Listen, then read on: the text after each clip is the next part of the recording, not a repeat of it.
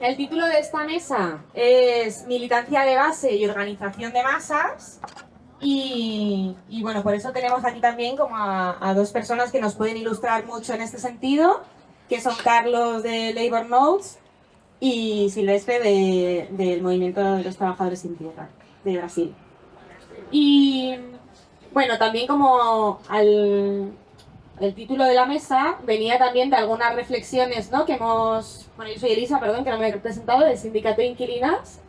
Venía también de la reflexión que hemos hecho como en estos años, ¿no? Como de dónde venimos hace justo 15 años de la efervescencia del 15M. Y en este sentido, como que queríamos traer dos reflexiones sobre las apuestas que se hicieron en ese momento, ¿no? En el momento del 15M también se acompaña este momento de un ciclo de movimientos sociales, de movilización, como que hace una apuesta, ¿no? Por una acción colectiva muy centrada en la movilización sectorial, ¿no? Con una propuesta organizativa que quizás sea o se pueda como entender como más laxa o más precaria y que tiene o cae en el riesgo de ser incapaz de acumular suficientes fuerzas en esos conflictos que se estaban poniendo sobre la mesa y acumular esas fuerzas que se mantengan a largo plazo. Y bueno, también como de alguna manera como que este ciclo se acompaña o coincide en el tiempo con también como la otra apuesta que sale de este ciclo, ¿no? Que es la apuesta de la hipótesis electoral, ¿no? Que surge en diferentes variedades, pero que de alguna manera también encuentra sus propias limitaciones en entender la institución como un fin en sí mismo, ¿no? Y que planteándolo de esta manera, pues se impedía que pudiéramos alcanzar transformaciones sociales reales, ¿no? Y más palpables que cambiaran la situación que estábamos viviendo y que en realidad seguimos viviendo. Y por otra parte también como la lógica como muy inmediatista o quizá como de caer en guerras como muy en términos electorales o mediáticos, impidió a esa apuesta acumular fuerzas en un sentido más militante, ¿no? Como de poder en lo organizativo y en lo militante acumular esas fuerzas. De estas dos reflexiones y también como poniendo la mirada en un contexto más general, donde sobre todo en Europa habíamos perdido la potencia de las grandes organizaciones de masas o sindicatos de masas, donde la militancia como que jugaba un papel fundamental, pues nos vemos en ese contexto, ¿no? Y también desde ahí hacemos la reflexión de qué tipo de sindicalismo queremos hacer, en nuestro caso los sindicatos de inquilinas. Pero como por salir un poco, ¿no? Como de una mirada así como más crítica, hay otros ejemplos que justo dos de los que nosotras miramos mucho están hoy aquí sentados con nosotras, pues plantean la apuesta política y organizativa de otra manera, ¿no? Eso, hoy como decía, teníamos aquí a Carlos, que pertenece a Labour Notes, que es un proyecto que nace en 1979 con la voluntad de dar altavoz a activistas, a sindicales, militantes, que están intentando recuperar, ¿no? La potencia de los sindicatos cuando estos se han organizado desde la base, ¿no? Y poniendo en el centro la solidaridad entre las trabajadoras y la potencia de las redes comunitarias, ¿no? Donde el protagonismo, como decía, lo tenga la propia base que construye la organización. Y tenemos también a Silvestre, que forma parte del movimiento de los trabajadores sin tierra de Brasil, que se definen como un movimiento de carácter sindical, popular y político, de masas, que procura organizar a las trabajadoras rurales y a la sociedad en su conjunto para conquistar una reforma agraria y un proyecto popular para Brasil. Que bueno, si tenéis como algún matiz de las introducciones, pues perfectamente podéis hacerlo.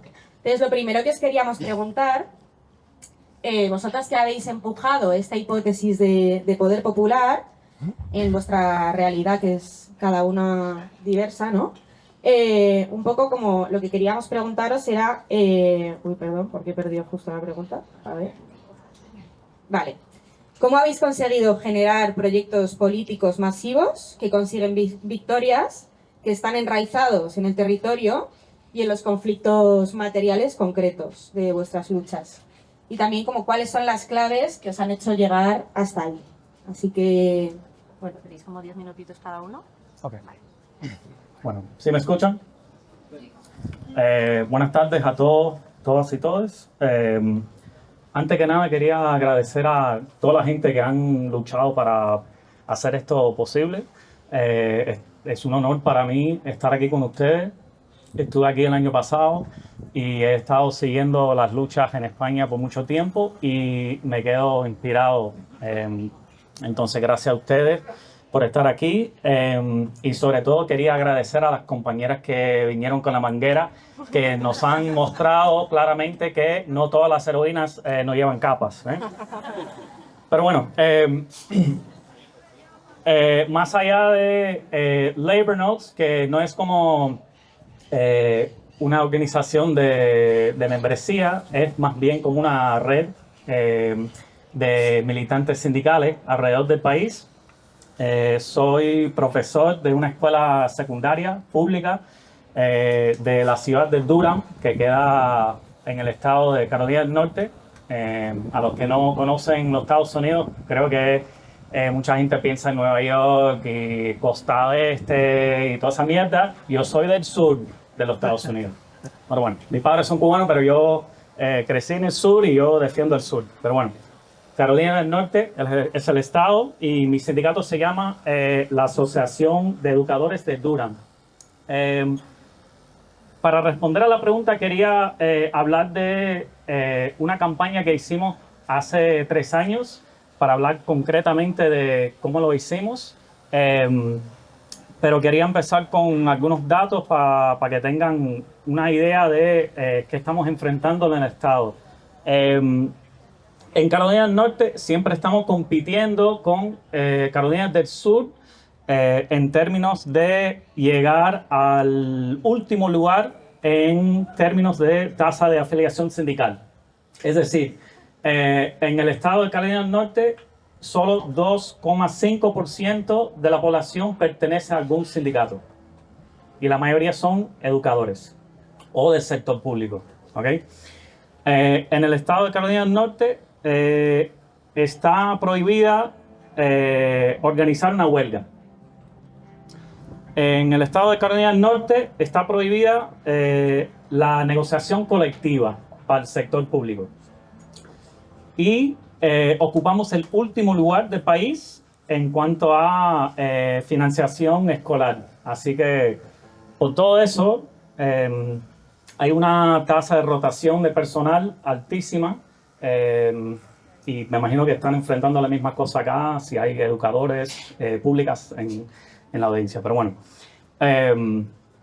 otra cosa que quería mencionar es que mi sindicato representa a todos los trabajadores del distrito escolar, que es poco común en los Estados Unidos. En muchos casos, por ejemplo, si tú estás en Chicago o otra ciudad, hay un sindicato para los maestros, hay otro para los trabajadores de limpieza y tal, ¿no? En nuestro caso, somos el único sindicato y representamos a profesores, los choferes de la guagua, trabajadores de limpieza, de todo, ¿no? Pero ahí hay como ciertas divisiones entre, por ejemplo, los trabajadores o trabajadoras certificados y los trabajadores clasificados. Las trabajadoras clasificadas son el sector más racializadas, con peores condiciones, o sea, desproporcionadamente son migrantes o afroamericanos. Durham es una ciudad negra, casi 40% de la ciudad es negra y es un punto importante para entender nuestro caso, porque hay una división entre la clase trabajadora negra y la clase de pequeña burgués negra en la ciudad, que es el obstáculo más fuerte para nosotros, para decir la verdad. Pero bueno, a ver, entrando en la campaña. Fue más que nada una campaña para convertir nuestro sindicato minoritario a un sindicato mayoritario. Pero no, eso no fue como una meta en sí, como llegar a ser un sindicato mayoritario y dejarlo ahí, ¿no?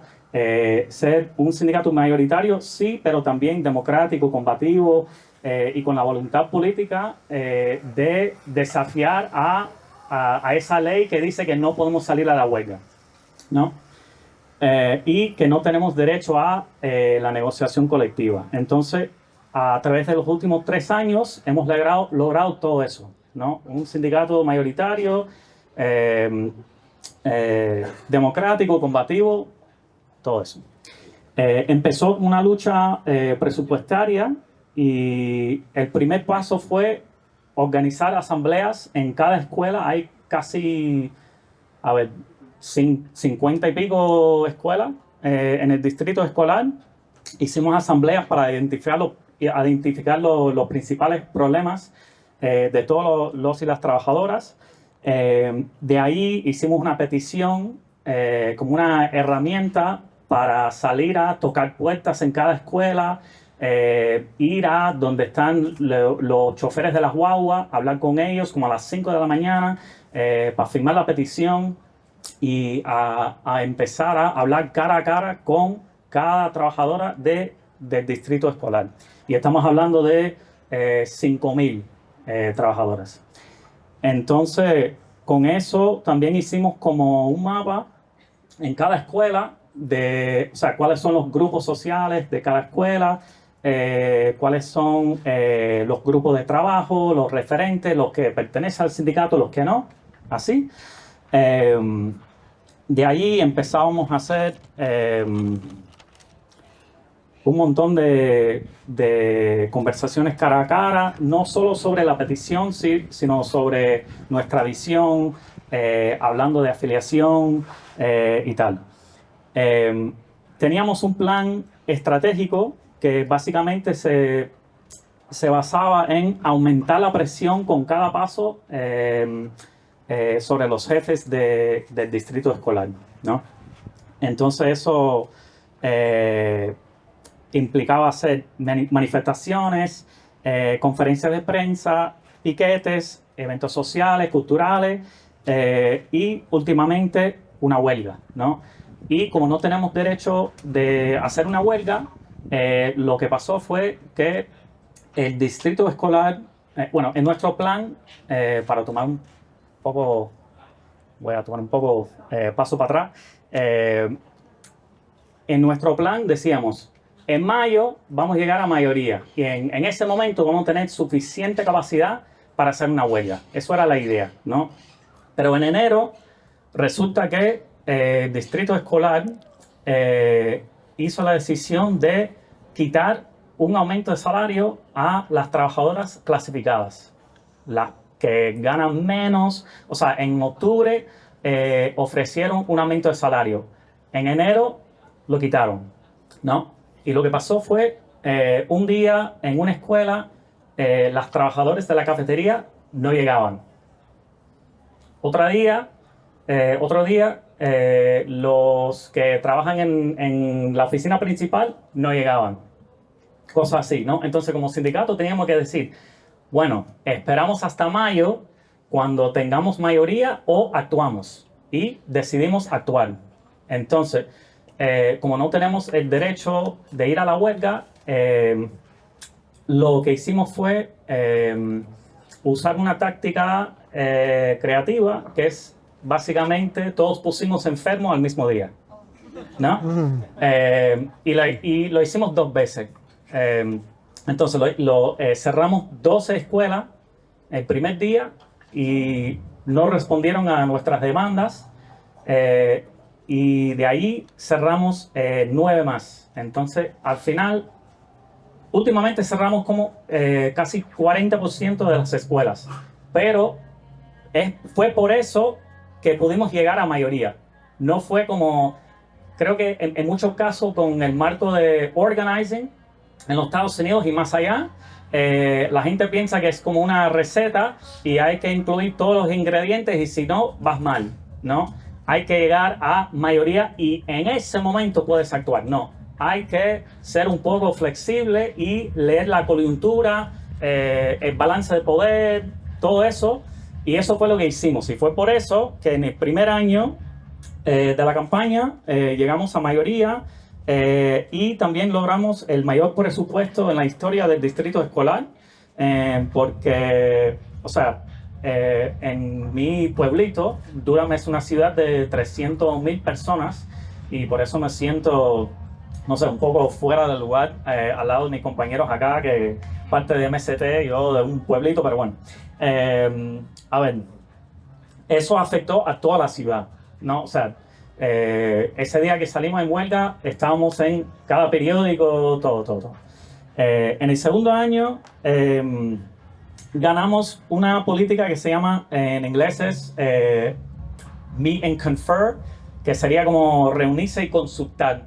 Y es como una alternativa a la negociación colectiva en donde, por ejemplo, nosotros elegimos a trabajadores de cada oficio en el distrito. Yo estoy en la mesa como un representante de escuelas secundarias, pero ahí está compañeras que limpian los pisos, los que manejan los guaguas, todo eso, ¿no? Y al otro lado están los jefes del distrito. Al final no hay un contrato, entonces nosotros estamos usando eso para movilizar a nuestra base en cada reunión con el distrito. No es como nuestra mesa está sentada ahí, los jefes del distrito al otro lado y nada más. No, invitamos a toda la membresía a llenar el espacio y la hemos llenado cada vez más. Y ahí están con cartas rojas y verdes, y cuando escuchan algo que no les gustan, hay una ola de cartas rojas y cosas así, ¿no? Para joder. A ver, para cerrar, porque tengo un minuto creo, en el último año, que ya está cerrando, logramos en la mesa un aumento de salario para las trabajadoras clasificadas, transparencia presupuestaria, protecciones para nuestros estudiantes migrantes, porque hemos experimentado las redadas de ICE y la polimira y toda esa mierda también. Y una política de quejas y demás. Pero bueno, lo voy a dejar ahí. Vale, genial.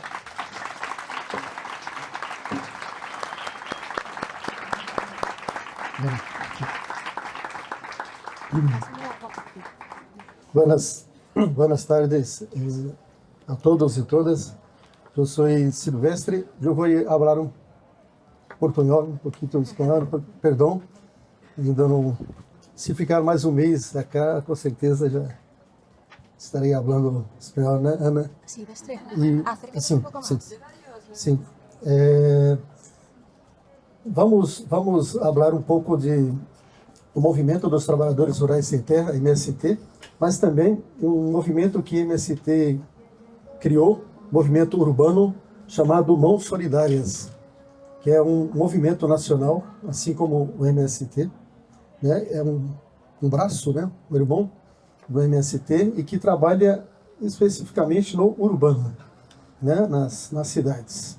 E é isso, até mais um pouco que falarei sobre Mãos Solidárias, do que propriamente somente MST. E para começar, estou lembrando aqui das duas companheiras da mesa anterior, a história de todas as sociedades tem sido a história da luta de classes, né? Lembrando aqui Marx, Engels, que é isto, né? Tudo que já nos falamos hoje de manhã, a hora à tarde, a hora, o Carlos, Elisa, são a história da nossa luta, da luta de classes. Não tem no capitalismo, enfim, nos aponta isso, a história da luta de classes. E é isso que nós estamos fazendo aqui, né? Mostrar que a classe trabalhadora tem um objetivo, tem um compromisso, sabemos onde queremos chegar. Para a burguesia, né, quando falamos de acúmulo de força, historicamente, a burguesia ela se fortaleceu em dois momentos históricos, na Revolução Francesa e na Revolução Industrial. Então, essas duas, Revolução Industrial, Inglaterra, né, e a Revolução Francesa. Nesses dois momentos, a burguesia cresceu muito, né, e mostrou para a classe trabalhadora quem manda, né? Certo? Então, a burguesia ela se fortaleceu nisto. E para nós outros, né, a classe trabalhadora, para conquistarmos algum direito, algum benefício, foi com muito esforço e muitas concessões da própria burguesia. Assim conquistamos historicamente, algumas lutas. E isto não é só lá para o Brasil, Espanha, Estados Unidos, mas para o mundo. Se vamos lembrar, podemos relembrar de alguns fatos históricos da luta da classe trabalhadora. Na Revolução Industrial, quando a burguesia não quis mais, quando quebrou, né, a Revolução Industrial, a classe trabalhadora se organizou em cooperativas, né? A primeira cooperativa podemos falar, economia solidária, é uma cooperativa de finanças, né? Finanças solidárias, apoio aos trabalhadores para aproveitar. Graças. Para os trabalhadores poderem se organizar e tomar as fábricas dos industriais. Tá certo? Assim, demonstra no mundo que a classe trabalhadora, se não se organizar, ela não constrói, não avança. E eu até queria falar aqui quando não temos um projeto de vida, não caminhamos para frente, não conseguimos. Então é importante que nós todos temos um projeto de vida e coletivo, que é muito importante, muito importante. A história nos fala disso, né? Da importância de sermos coletivo, da importância de nos organizarmos.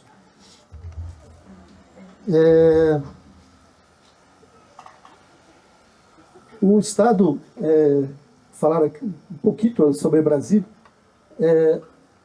nós temos agora o governo Lula, né, um governo mais democrático, um governo de centro-esquerda, mas ainda não é um governo da classe trabalhadora.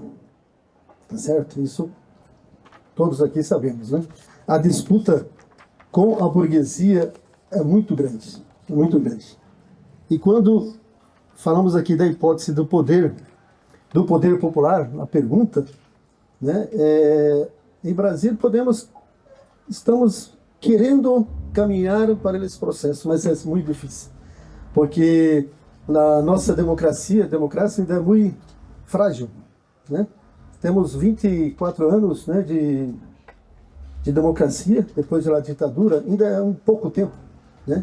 E agora a burguesia, o fascismo, a direita, ultradireita está muito forte. Achávamos, nós outros de esquerda, de que poderíamos caminhar bem, mas não, né? A ultradireita, assim como a Espanha, Estados Unidos, enfim, vários lugares do mundo, ela tem crescido, tem se organizado, né, e tem tomado o poder em vários lugares. Então, no Brasil, não é diferente. Nós temos agora um processo eleitoral, em outubro, e Lula está na frente das pesquisas, mas ainda é muito frágil. Ainda temos muito que caminhar, muito que trabalhar para continuarmos reeleger Lula e continuarmos no processo de fortalecimento da democracia. Ainda estamos nesse processo, fortalecimento da democracia. Muitas conquistas foram realizadas, né? Mas ainda estamos no processo de fortalecimento da democracia. Quais o mais importante, né, para se conseguir, para se termos aí o nosso poder popular. Para nós, mãos solidárias e MST, urbano e rural, é a Aliança Operário-Camponesa. Né? Lenin já dizia isso, né? E vamos continuar, Aliança Operário-Camponesa. É muito importante.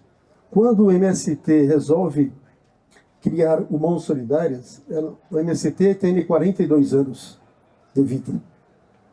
Diz o seguinte, nós não vamos tomar o poder popular somente com os camponeses. É necessário ter aliança com os trabalhadores urbanos. Esse exemplo está acontecendo com a aliança com Mãos Solidárias e com o MST. Eu sou urbano, moro na cidade. Então eu trabalho e sou voluntário do Mãos Solidárias. Essa organização que a MST criou e que é muito importante para termos se for para o poder popular, é muito importante termos essa aliança operário-camponesa.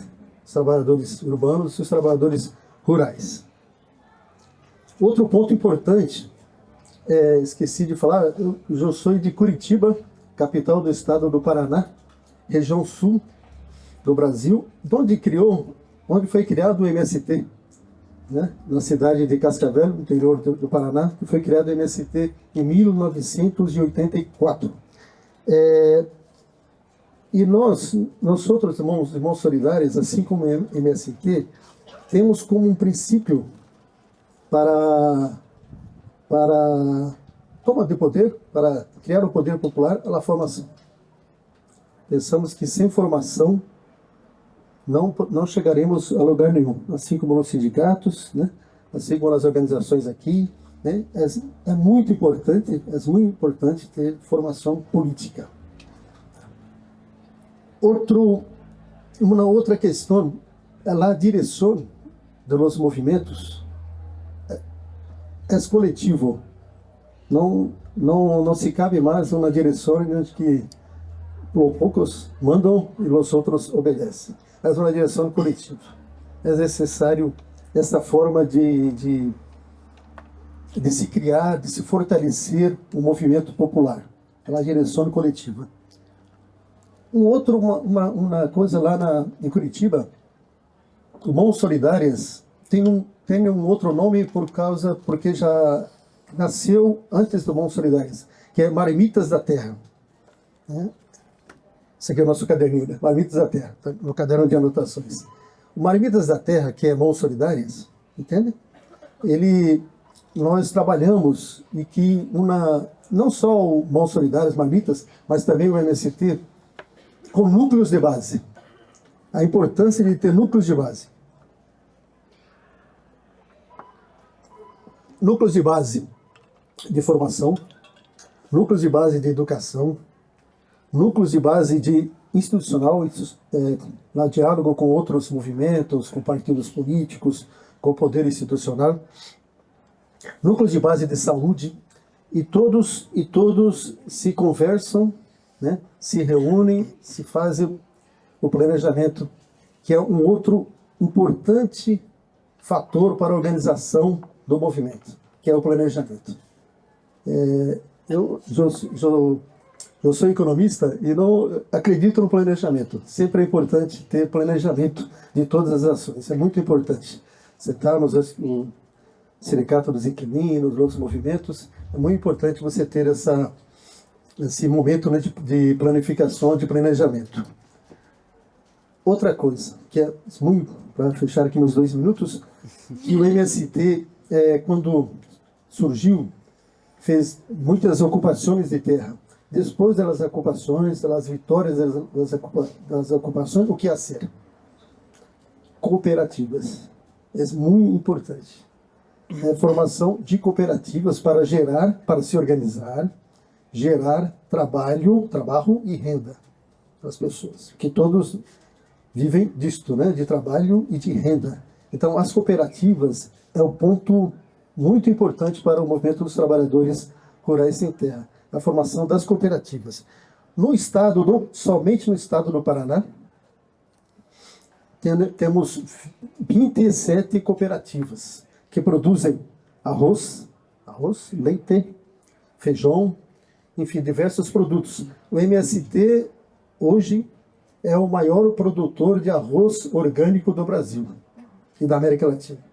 Então, o MST é o maior produtor de arroz. Então, a burguesia não admite, a direita não admite isto, mas é o maior produtor de arroz. Eu vou ao mercado Carrefour, Walmart, né? Esses mercados, está lá o produto do MST. Fico muito feliz. O produto lá do MST, o arroz orgânico, o leite, né? Então, mostrando que conseguimos também disputar o mercado capitalista, né? Queremos o socialismo, mas entramos aí na disputa do mercado capitalista. Então, são essas... depois posso falar mais para frente, mas são essas minhas observações, essas minhas informações aqui no que diz respeito aí ao nosso trabalho de conseguir conquistar o poder popular. Muitas graças.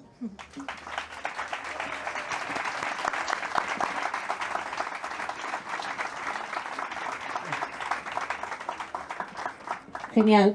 Pues, o sea, justo en la línea, ¿no? Como de esto que estabas comentando ahora de la dirección colectiva, o sea, nosotras como hemos visto, ¿no? Como que ese sindicalismo, organización y militancia de base es la metodología que queremos poner en práctica, ¿no? Como básicamente porque creemos que es la forma de hacer un proyecto de mayorías, de ampliar nuestra base, que sea gente corriente la que esté un poco como orientando y dando fuerza, que sea el motor de nuestras organizaciones, ¿no? Y salir de esta lógica también que es muy habitual y quizá como que hemos aprendido en otros momentos de centrarnos en activistas hiper convencidas, ¿no? Y como con un grupo muy, muy reducido de gente.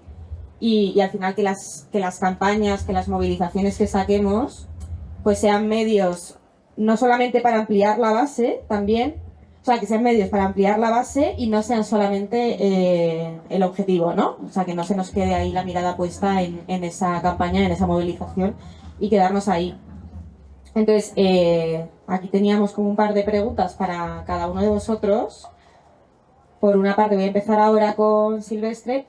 Que lo has comentado un poco, ¿no? Pero ¿cómo realizáis desde el MST este trabajo de base en el día a día? También si quieres como comentar un poco el papel que juega la pedagogía popular y la mística en todo vuestra cotidianidad y en esta generación de la base y del poder popular, pues fenomenal.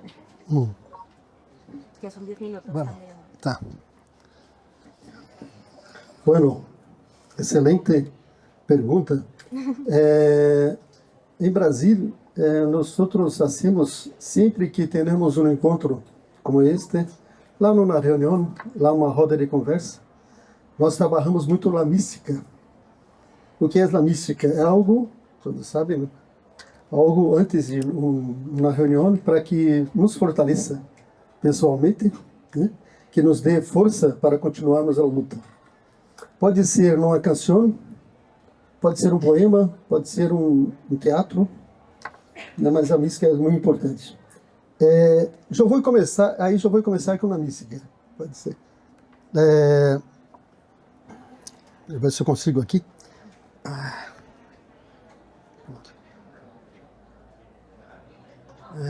Vamos ver. Espera só. Não vai dar. Te ayudo con el Não micrófono. vai dar. Con el micrófono, ¿no? Ah, sim. Eu quero estender a luz. Ah, perfeito. Uma poesia de Zarrucho, de Belém. Não sei se Belém está cá. Nos dias depois da morte, desculpa venderam sua casa, se levaram todas as habitações, desnudaram os pasillos,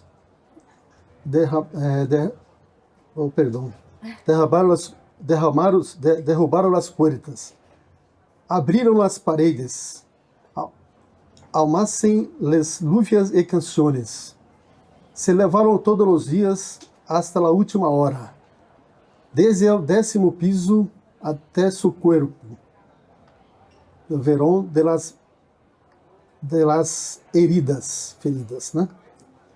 Um pouquinho mais. Se levaram todos os dias hasta la última hora, a hora que ha muerto, só vende cajones cuidados, muebles seminovos, sofás cômodos e de qualidade, mesa de todos os tamanhos. Se vende sapatos de bebê sem estrenar, e sua roupa se vende risas, ojos e bocas. La sombra desnuda e o suelo apaga las luchas de toda a ciudad. Essa é uma poesia de Belém, já foi, e é um livro que firmou hoje de manhã, ela fez a assinatura e me deu de presente. Eu gostei muito desta poesia, quis apresentar aqui como uma mística para quando falamos de organização de base. Então, no MST, no Mãos Solidárias, Alberto, quando esteve em Brasília, os outros companheiras participaram das místicas que fazemos em Brasília. Para nós todos é muito importante para fortalecer a luta e nos fortalecermos internamente. Nós somos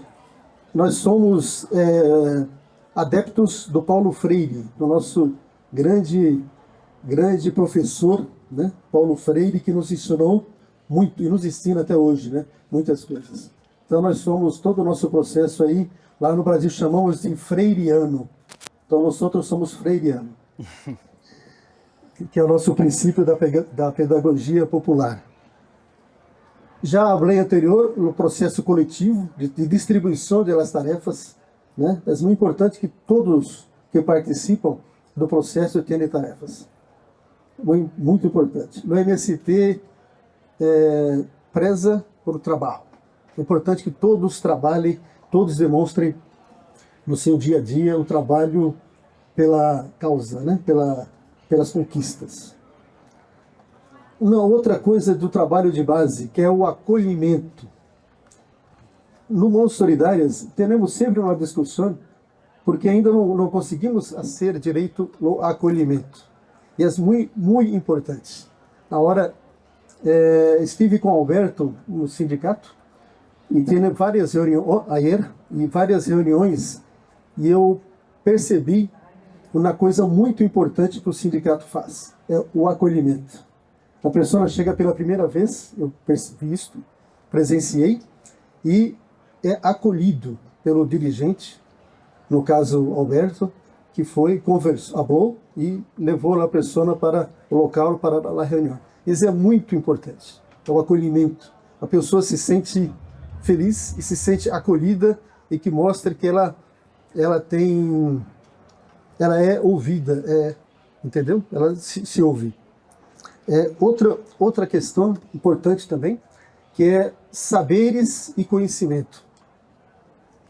Não adianta ter curso de economia, mestrado, doutorado, se não sabemos fazer o acolhimento, se não sabemos falar. Então, e aprender com o trabalhador, né, o saber, se não temos sabedoria, né? Em Brasília, eu sou diretor de uma Secretaria da Agricultura de um município pequeno, cerca de Curitiba. O secretário, meu chefe, né, não tem curso superior, não tem nada, mas tem sabedoria, sabe o que é agricultura, conhece o trabalhador rural. Isso é muito importante. Essa união do saber e do conhecimento serve para o Brasil, serve para os Estados Unidos, para a Espanha, para qualquer lugar. É importante estarmos juntos, não ficarmos separados, né? Da pessoa que tem conhecimento, da pessoa que não tem tal conhecimento. Então, conhecimento e sabedoria caminham juntos. Uma outra coisa importante, que é aprender com o outro, com a outra, né? Costumamos sempre, às vezes, ser pouco egoísta, né? Achar que sabemos de tudo, né? Então é importante esse aprender com quem está ao seu lado, ouvir a pessoa que está ao seu lado. Isso é importante para o nosso trabalho de base, para se fortalecer qualquer movimento. O movimento dos trabalhadores rurais sem terra, ele é o maior movimento social do Brasil. Todos vocês sabem disso. Mas por quê? Porque desde o princípio, desde a fundação, tem esses princípios que caminham com o movimento. Ninguém sabe mais do que o outro, ninguém é mais do que o outro. É um processo sempre coletivo, sempre rodas de conversa, importantíssimo, e esta relação com os demais movimentos. Ter essa, não sei se é essa palavra, humildade, né? Tá certo? Mas saber olhar para o outro, conhecer o outro, não só a mente da pessoa, mas os movimentos que estão caminhando junto. E é por isso que o Movimento Sem Terra é um dos movimentos mais importantes, é o maior movimento popular do Brasil. E saber uma coisa, depois da próxima pergunta, que é saber negociar, né? Saber fazer a relação com o poder público, mas isso depois deixa para a próxima pergunta. Obrigado.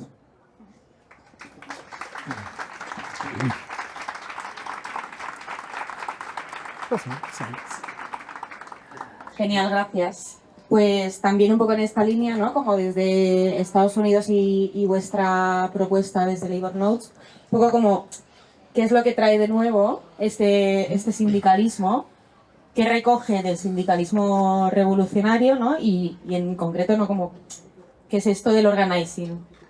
¿Nos puedes contar? A ver,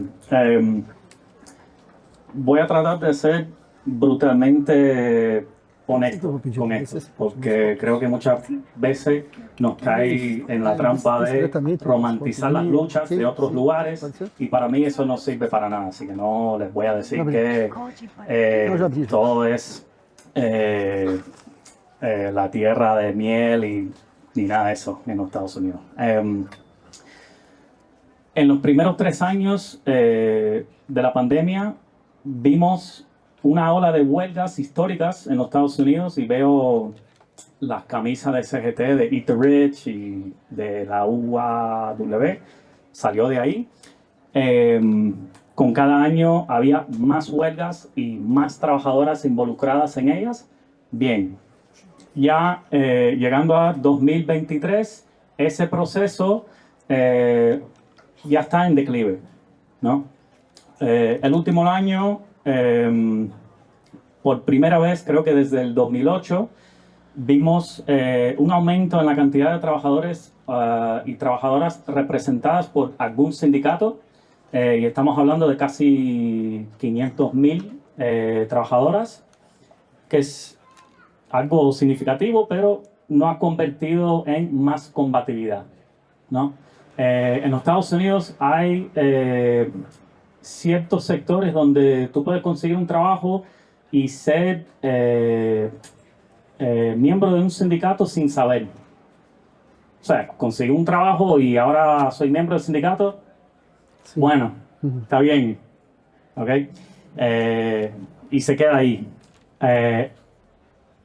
Creo que el corazón del sindicalismo más combativo de los Estados Unidos se encuentra en lo que podemos llamar una minoría militante, ¿no?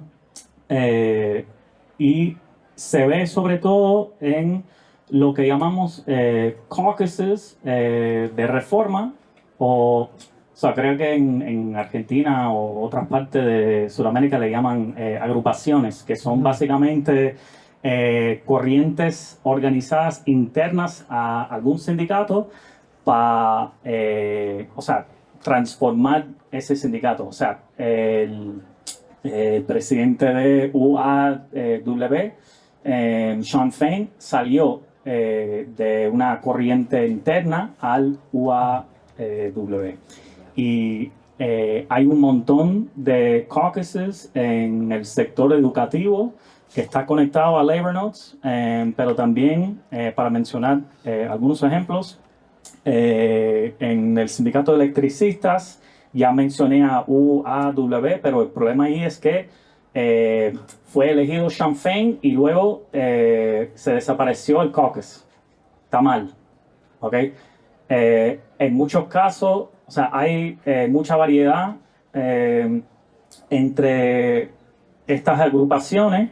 Algunas están más enfocadas en el liderazgo y captar el liderazgo, y otras están más enfocadas en crear poder popular desde la base, ¿no? Y ahí está. Ahí yo estoy ahí.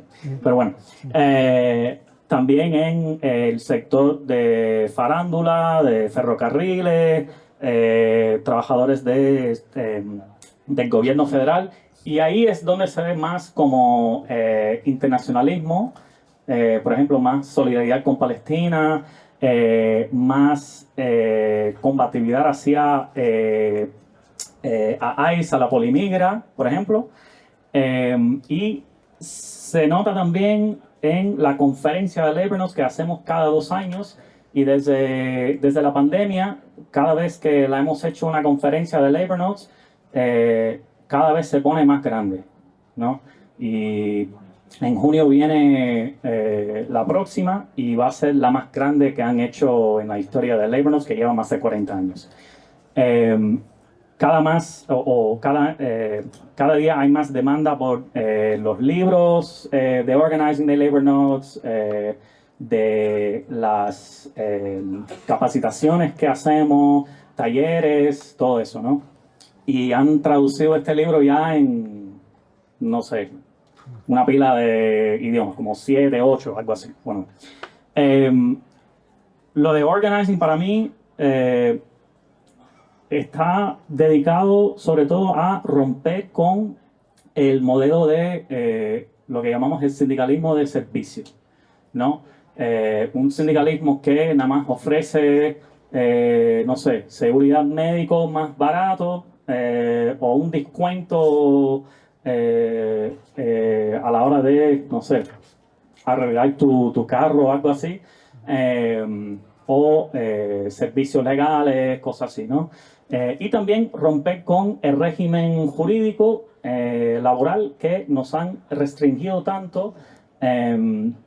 Está ahí, ¿no? Y creo que sí está basado en los principios del sindicalismo revolucionario de acá. O sea, por ejemplo, acción directa, solidaridad, feminismo, internacionalismo, combatividad, etc. Pero no existe en los Estados Unidos una corriente de sindicalismo revolucionario en sí. Me imagino que algunos de ustedes han escuchado de la historia del Industrial Workers of the World, los Wobblies. Eso sí era como nuestro referente del sindicalismo revolucionario. Todavía existe, pero casi no existe. O sea, es un puñado de activistas que hablan de los históricos referentes del sindicato y se queda ahí. No están haciendo organizing para nada, en general. O sea, hay excepciones en ciertos lugares, pero los Wobblies casi no existen. Y también está reflexionado en los métodos, ¿no? De ir más allá de las compañeras de trabajo que tienen la misma estética, que saben todas las palabras sexy y pueden hablar de toda la teoría y no sé qué. No, o sea, yo durante esa campaña yo tomé no sé cuántos días libres, así. Para salir de la casa, o sea, preparar la comida para mi niña, salir de la casa a las 5 de la mañana, para ir a donde están los trabajadores que manejan los guaguas, para hablar con ellos, ¿no? Y luego ir a mi escuela a trabajar, ¿no? Y durante mis 30 minutos de almuerzo, como así, y saco a hablar con más gente, ¿no? Y tocando puertas alrededor de mi edificio, y yo tengo como 180 y pico compañeros de trabajo, ¿no? Que no es nada sexy que tú puedes poner en Instagram diciendo, mira, aquí estoy tocando la puerta de fulana. Bueno,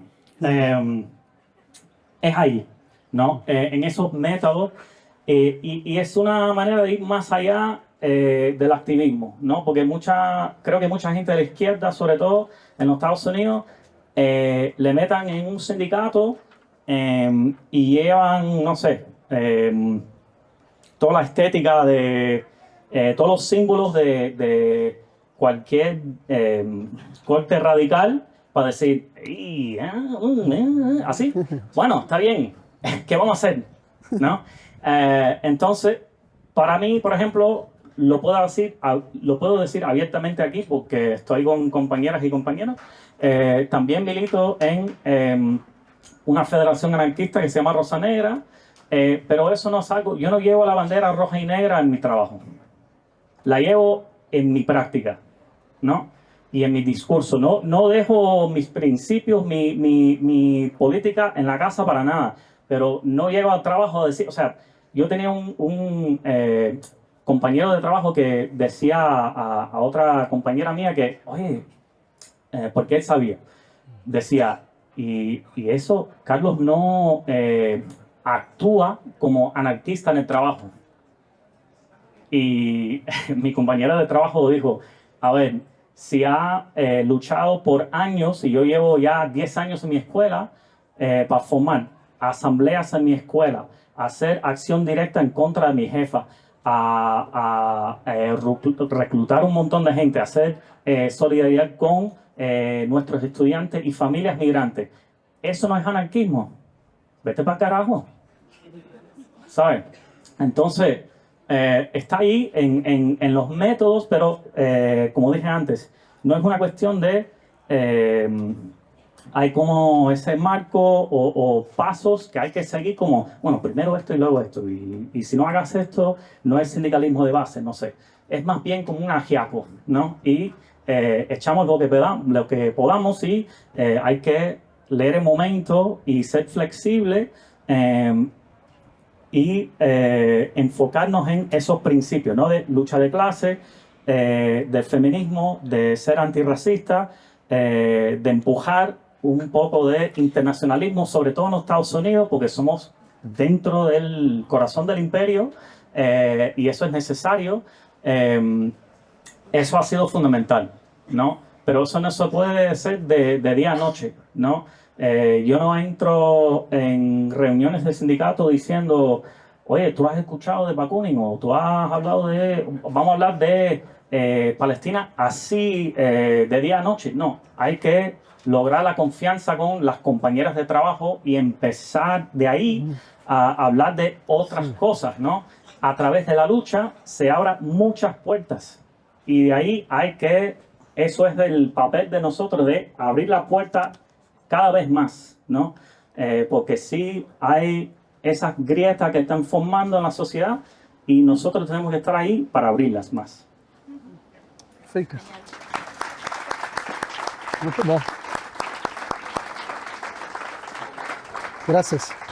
Vale, pues lo siguiente que queríamos comentar un poco también en relación a la primera mesa de esta mañana, que hablamos, ¿no? Como de cómo está el panorama, cómo está el auge del fascismo como muy presente en todo el mundo y también como teniendo vuestras experiencias, ¿no? Que ya sea como actualmente o hace unos años, vuestras luchas han convivido, ¿no? Con gobiernos de extrema derecha y que ya lo habéis comentado un poco por encima, pero queríamos como profundizar un poco en cómo, o sea, en cuál es el papel que pueden tener estas luchas ante estas realidades, ¿no? Tanto ¿no? Como un poco a la defensiva, pero también a la ofensiva, cómo enfrentamos, bueno, pues que hay países que están siendo gobernados por propuestas políticas de extrema derecha, ¿no? Y que es una cosa actual, que no es una cosa como que está viniendo, sino que lo estamos teniendo súper presente. Entonces, Silvestre, primero, como preguntarte en concreto cómo afrontasteis la represión directa del gobierno, qué papel tuvo el MST en la generación de un bloque de oposición a este gobierno y también como el resto de movimientos sociales, ahí cómo se movieron y cuál fue también como esa relación entre movimientos sociales. Sí.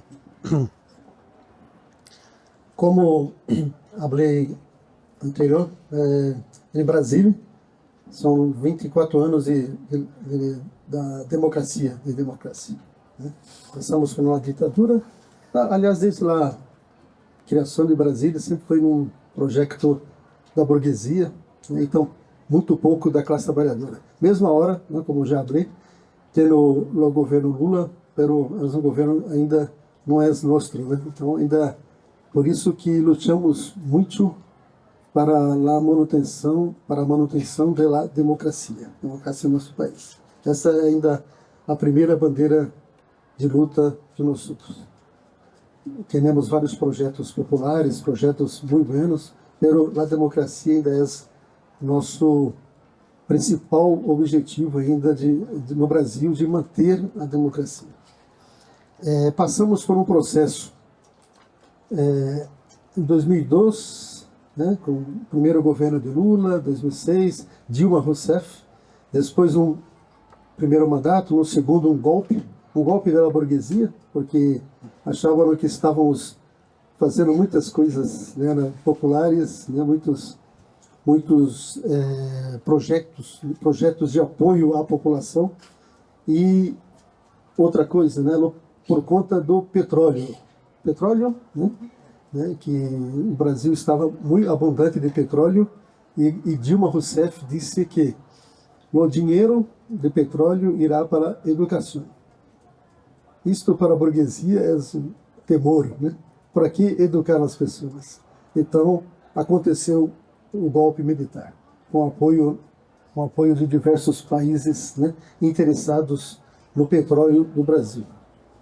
E passamos nesse processo, e em 2020, né, tivemos eleições, e o que fizeram antes, né, prenderam Luiz Inácio Lula da Silva numa prisão irregular, para que Lula não disputasse a eleição, porque é um nome muito forte, né, não só no Brasil, né, mas aí para o mundo.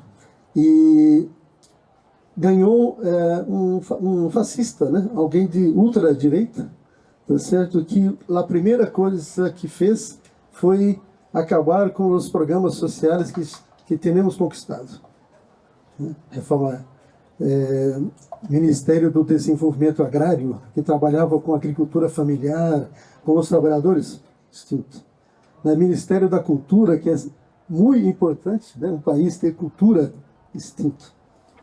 E Ministério da Educação, poucos recursos. Então, tudo que for para a classe trabalhadora se fortalecer, se organizar, não tinha mais, e muita repressão. O movimento dos trabalhadores rurais sem terra foi muito reprimido nestes 4 anos de governo Bolsonaro, que, através de lei, né, tem armas para latifundiários,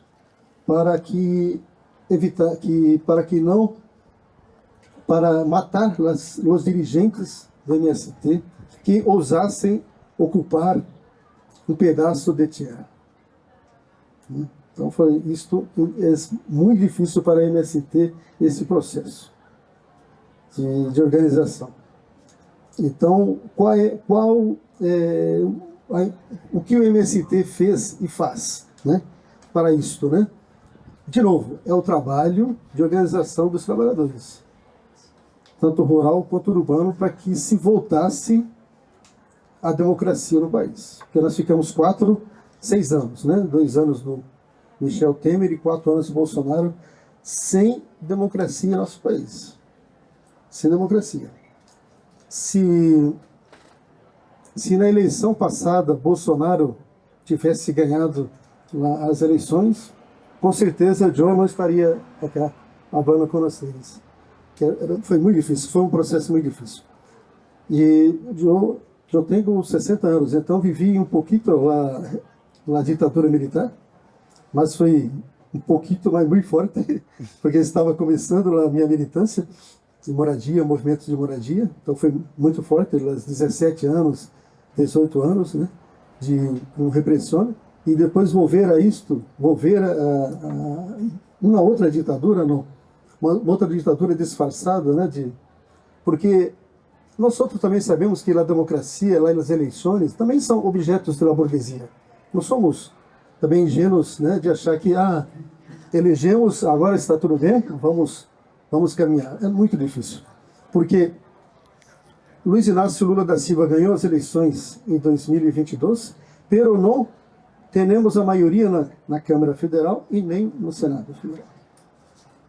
Então é muito difícil fazer, por isso Lula é um grande negociador, porque acabamos de aprovar uma lei contra a jornada 6x1, 6x1, entende, né? No Brasil agora teremos a jornada 5 dias de trabalho e 2 dias de folga. Mas antes era 6 dias de trabalho e 1 dia de folga. Isso com voto, inclusive, da ultradireita, porque não tem não vão votar contra uma proposta tão forte e tão importante para a classe trabalhadora. Então, é isso que, não somente o Movimento Sem Terra, mas os outros movimentos, sindicatos, ainda estamos lutando para que a democracia no Brasil seja sustentável, sustentável, que seja importante, que não tenha perigo de voltar à ditadura. Porque na história do Brasil se passa isso, né? Um pouco de democracia, um pouco de ditadura, um pouco quase democracia, uma ditadura. Então, temos ainda esse trabalho que é fortalecer a democracia que seja sustentável, sustentável. Bom,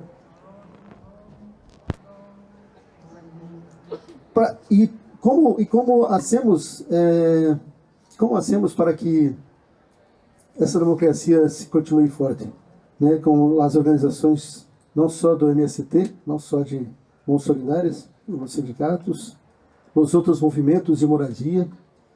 Eu venho cá para aprender, né, com o movimento Sindicato dos Inquilinos, né? E o Sindicato dos Inquilinos, os companheiros estiveram em Brasília também para aprender conosco, como esse câmbio é muito importante, muito importante. Nós hacemos, pelo Movimento Sem Terra, a jornada de agroecologia, que para nós também é muito importante, não só dizer que queremos terra para plantar, para trabalhar, mas que seja sem veneno, sem agrotóxico, né, que seja orgânico. Isso é muito importante. Senão não tem graça, né? A gente fazer luta, conquista e joga veneno, não pode. Então é orgânico. Então nós fazemos jornadas de agroecologia, uma semana de debates, né, nacional, né, para dizer quão importante é a agroecologia para nós, tá certo? Fazemos hortas comunitárias, né? Os mãos solidárias está ficando especialista, né? O Alberto, Alice estiveram lá e viram a importância que a gente tem de fazer as hortas urbanas. Aqui, eu vou conhecer uma experiência aqui, acerca de Madrid, mas é muito importante, porque você convive, você trabalha com os outros, você faz trabalho de base. Horta comunitária. Outra importante, as cocinas solidárias, né? Que é importante na alimentação. Marmitas de la Tierra surgiu na época da pandemia, sendo comida, sendo alimentação para as pessoas que mais precisam. A hora trabalha com formação, com capacitação e organização. Mas o início do trabalho foi a alimentação. Isso no Brasil, não só no Brasil, mas trabalhamos muito com essa questão da alimentação para as pessoas, alimentação saudável. Feira, é isso? Da Reforma Agrária. Feira, né? Feira da Reforma Agrária. Obrigado.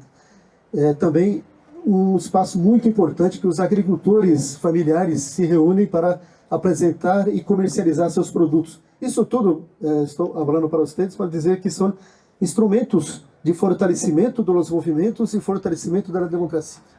Certo? E combate ao fascismo, combate à ultradireita, enfim, todos os movimentos que não querem a organização dos trabalhadores. E também, por conta da pandemia, foi se criado um movimento nacional contra o desalojo, despejos. Despejos? Despensa? Como? Desáudios. Perfeito, graças. A tradutora. Isso você me disse, mas eu não consegui falar. Muito importante, que é o que vocês fazem acá, com o Sindicato dos Agricultores, né? Tá certo? E foi muito importante esse movimento para que as pessoas que não pudessem pagar os seus aluguéis não fossem despejados. Isso é muito importante. Então são esses movimentos, pessoal, que eu queria apresentar para vocês aqui já acabou meu tempo, tá certo? De como no Brasil estamos nos organizando para enfrentar a ultradireita, enfrentar o fascismo, com trabalho de base, com organização não só dos dois movimentos que eu estou falando, mas organização dos movimentos populares, dos sindicatos, dos partidos políticos, claro, tá certo? Então, muito importante essa união para mantermos a democracia em Brasil. Graças.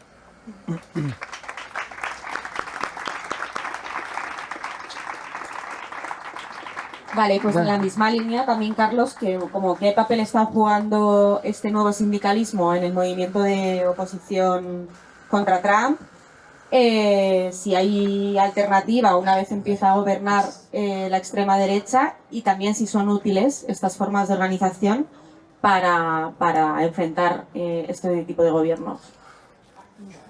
Un poco más, un poco más. A ver, me da un poco risa porque yo estaba pensando en el come mierda de Bolsonaro, que decían que es el Trump de los trópicos. Sí. Creo que el bofetón más fuerte que el sindicalismo le ha dado a Trump fue la huelga de Minneapolis de enero. Porque fue una huelga política, ¿no? Y no hubiera sido posible sin los sindicatos. O sea, hemos experimentado redadas en Carolina del Norte, pero no tenemos suficiente capacidad para hacer algo parecido, ¿no? Y tenemos que tener eso en cuenta, porque a veces decimos, bueno, ¿por qué no hacemos algo como Minneapolis? Porque no somos Minneapolis. Muy sencillo, ¿no? Pasó lo mismo con Los Ángeles, ¿no? Que fue una de las primeras ciudades donde veíamos como un montón de esas tropas fascistas de ICE llegando a Los Ángeles, una ciudad que antes pertenecía a México, y había un estallido social ahí también, ¿no? Y en ese momento recuerdo que fue el mismísimo momento en que ganó Mamdani en Nueva York y pasó lo de Los Ángeles, ¿no? Y para mí fue como un ejemplo del espectro dentro de la resistencia en contra de Trump, una dimensión o parte de ese espectro se va hacia las urnas, ¿no? Y es como una especie de antifascismo liberal, ¿no? Y el otro lado es de la calle, de la base, de los lugares de trabajo, de los barrios, de todo, ¿no? Y para mí eso es lo más clave.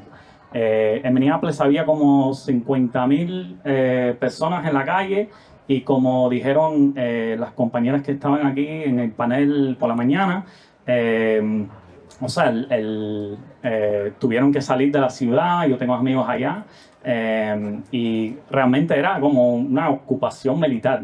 O sea, tú no podías salir de tu casa sin ver agentes de ICE con nasabucos, con máscara y todo eso, caminando por la calle, por todos lados, ¿no? Ya no están.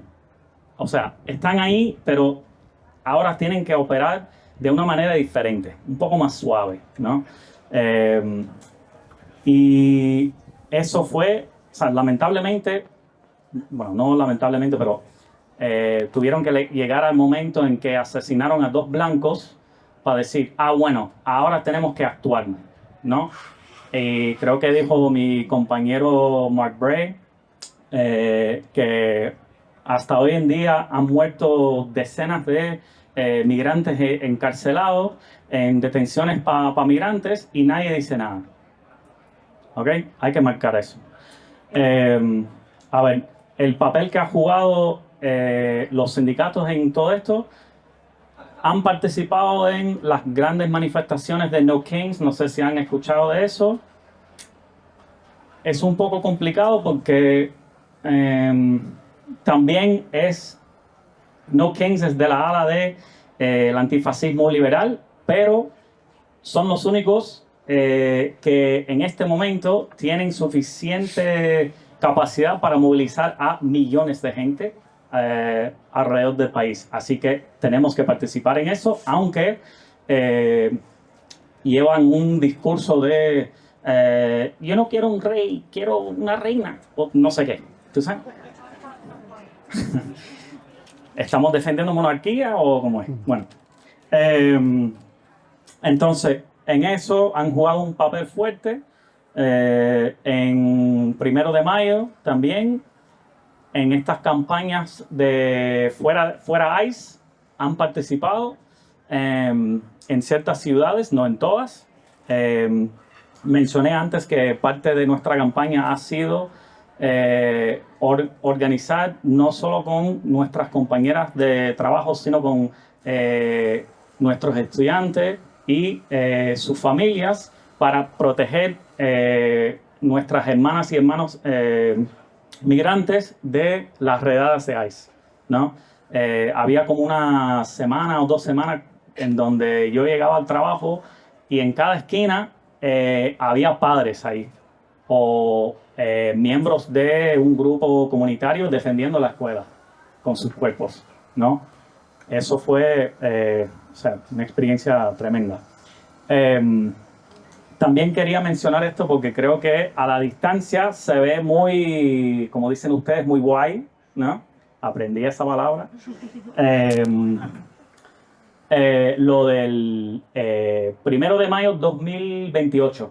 Levanta la mano si han escuchado algo sobre eso, ¿no? Ok, bueno. Algunos sindicatos a nivel nacional han juntado para decir, tenemos que hacer una huelga general en el 1 de mayo del 2028. Y suena muy guay, ¿no? Muy chévere a la distancia. Pero he tenido amigos dentro de esas reuniones y lo que están diciendo, o lo que están haciendo más o menos, es una especie de, para mí, lo que llamamos reformismo militante. Es decir, vamos a usar una táctica combativa, pero para canalizar a la gente hacia las urnas, ¿no? Porque ya viene, antes de eso vienen las elecciones de los midterms, del medio periodo, ¿no? Porque cada 4 años hay una elección para la presidencia y cada 2 años tenemos elecciones para senadores, congresistas, todo eso. Y en estos momentos, o sea, el índice de aprobación de Trump está por los suelos, está como, o sea, 30 y pico % de la población está apoyando lo que está haciendo, pero cada día hay menos, ¿no? Y hay muchas divisiones dentro de la coalición trumpista, sobre todo con la cuestión de Irán, la cuestión del genocidio en Palestina, en fin.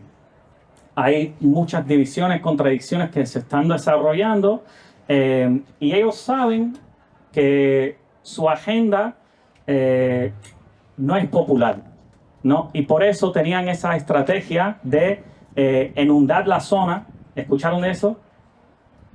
La estrategia, y esto lleva, o sea, todo esto está coordinado, ¿no? Y, o sea, Trump está hablando con Bolsonaro, Bolsonaro con Trump, con Orbán y toda esa gente. Y una de las tácticas que están usando es esta, de inundar la zona. ¿Qué significa eso? Cuando entró a la Casa Blanca, inmediatamente sentó a la mesa y firmó un sinfín de leyes, ¿no? Pam, pam, pam, pam, contra los inmigrantes, contra los trabajadores del sector público, contra gente trans, pam, pam, pam, pam, pam, una tras otra, y todo el mundo quedaba como así, ¿no? Ya después de un año de todo eso, todo el mundo está como que, oye, esto no sirvió. No sirvió para nada. Este tipo decía, yo voy a ser el presidente que rechaza la guerra. ¿Dónde estamos? ¿No? Yo voy a resolver la inflación, ¿no? Costo de la vida. ¿Dónde estamos? ¿No? Ahora yo llené mi tanque de mi carro el otro día, $55. Nunca en mi vida. Hay todo como un meme mexicano. Cuando se ve los precios subiendo así, es como, ya, güey, no para, ¿no? Y todo el mundo se está sintiendo eso todos los días. Entonces, ellos saben que su agenda no es popular, entonces por eso tenían que hacer todo muy, muy rápido, pero ahora todo el mundo se está dando cuenta que no sirve. Creo que pasó lo mismo con Orbán, que acaba de salir, y Hungría fue como el centro de la ultraderecha al nivel internacional. O sea, de ahí financiaron conferencias, ahí reunieron casi todos los influencers de la ultraderecha a aprender estrategia mediática, de todo. Sacaron a ese tipo y en Brasil sacaron a Bolsonaro. O sea, no quiero decir que la ultraderecha está, o sea, como si si está la crisis, ahí está la ultraderecha, ¿no? Pero desde mi punto de vista, no vamos a derrocar a ellos en las urnas, sino en las calles, en nuestros lugares de trabajo, en nuestras escuelas, en los barrios, desde abajo, ¿no? A veces me confundan por ser puertorriqueño, soy cubano-americano. A mí no me molesta porque somos del mismo pájaro las dos alas, como dice la poesía, pero bueno, hay un puertorriqueño nacionalista, Albizu Campos, que dice que la urna es un ataúd, y estoy de acuerdo, ¿no? Ahí van todas las energías desde abajo para morir, y tenemos que enfocarnos en crear el poder popular para combatir a esto, porque sin una revolución social, si estamos bajo este sistema de dominación que llamamos capitalismo, estatismo, todo eso, va a haber la potencialidad de que viene todo esto de nuevo, ¿no? Entonces, eso.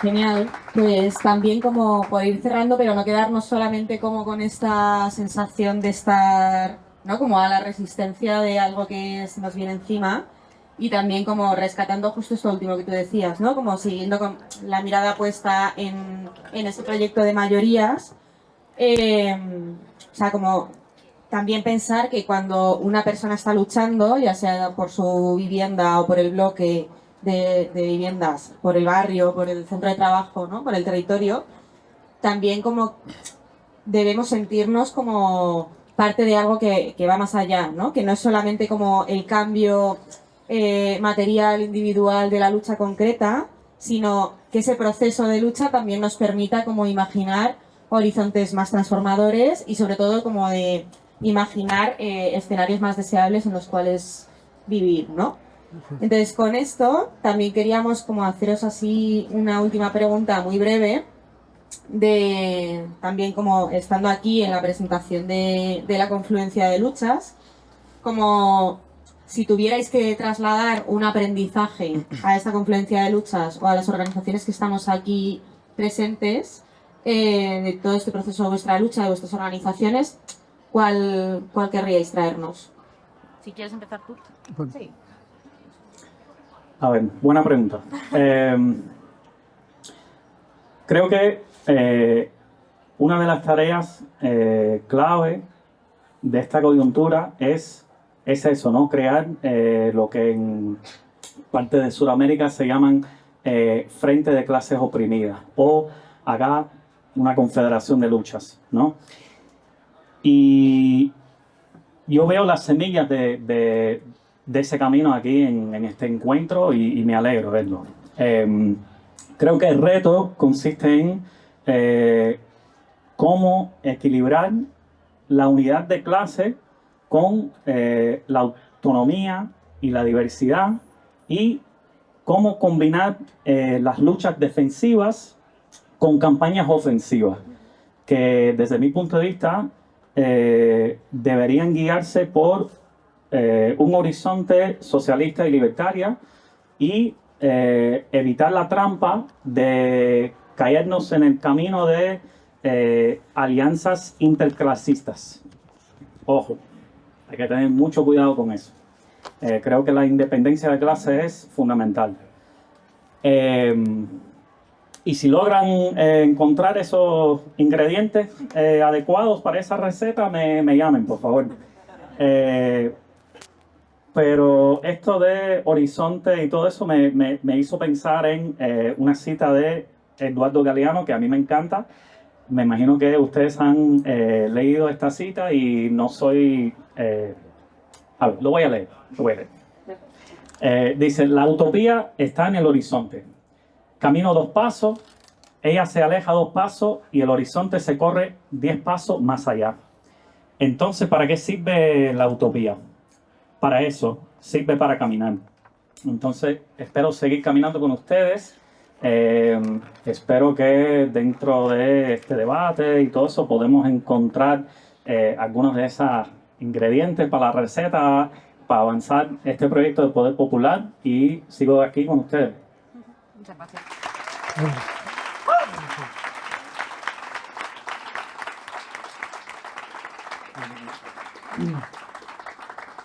O movimento na MST trabalha com uma independência de quem está no governo, independência do poder público, independência de quem está governando o Brasil, o Estado ou o município. Então, apoia, assim como a MST apoia, o governo Lula, trabalhando para eleger, mas é um movimento independente.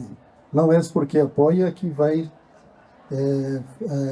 aceitar todas as questões. Como, por exemplo, todos esses anos de governo democrático, não se ha feito reforma agrária no Brasil.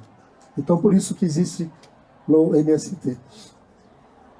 Um dia, João Pedro Stedley, um dos coordenadores do MST, disse numa audiência, respondeu uma audiência na Câmara, falou assim: queres acabar com o MST? Faça a reforma agrária. Faça a reforma agrária que aí não tem mais MST. Queres acabar com o sindicato dos inquilinos? Tem moradia para todos. Não precisa mais. Tá certo? Então, essa independência é importante. É uma mensagem que eu posso trazer para vocês. Mas outra que é o seguinte, eu acho que é a internacionalização da solidariedade. Tá certo? É importante nós internacionalizarmos a nossa solidariedade com os movimentos, com todos os movimentos. Com as pessoas que estão nos Estados Unidos contra Trump, fazendo os movimentos. Aqui, o movimento que aconteceu sábado passado, que juntou milhares de pessoas em Madrid, teve uma repercussão no Brasil. E o movimento em Brasil, na época, contra o governo Bolsonaro, e demais movimentos espalhados pelo mundo inteiro. É importante que sejamos solidários com todos os movimentos. Se nós formos solidários, eu tenho certeza que os movimentos irão crescer cada vez mais, se organizar cada vez mais, porque irão sentido que movimentos de outros países têm uma solidariedade, têm um apoio desses movimentos. Então, é importante. O Sindicato dos Inquilinos com Mãos Solidárias, com o MST, é um exemplo, estão fazendo, tá certo? Então, essa solidariedade essa mensagem que eu trago para vocês, tá certo? Do Brasil, do MST, de Mãos Solidárias. Agradeço.